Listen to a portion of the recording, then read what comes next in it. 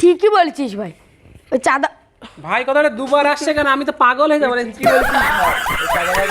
Hello বন্ধুরা, অনেকদিন পরে শুটিংয়ের ভিডিও নিয়ে চলে আসলাম। আমরা ভিডিও করেছি সোহাগের মৃত্যুর ঘটনা, আর ছাড়া হয়েছে চলার পথে 22 বানে। আপনারা গিয়ে দেখে আসতে পারেন, আশা করি ভালো লাগবে।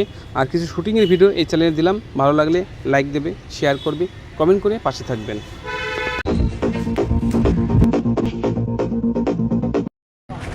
এই সোহাগ, কই তুই? বেরিয়ে আয়, বস এসছে।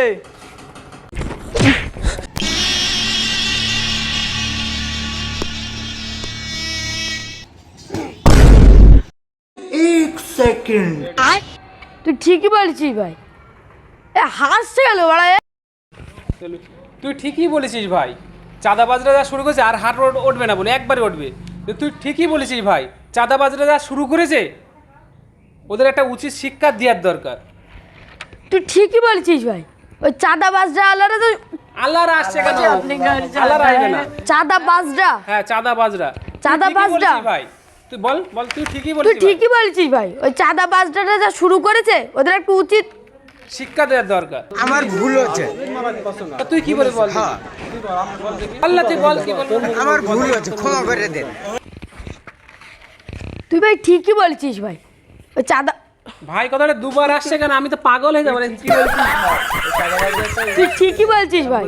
ওই চাঁদাবাজরা যা শুরু করেছে ওদের একটা উচিত শিক্ষা নেওয়া উচিত, শিক্ষা দেওয়া উচিত। না শিক্ষা নেবো আমরা, দেবো না। চাঁদাবাজদের একটা ব্যবস্থা নেওয়া উচিত। ঠিক আছে,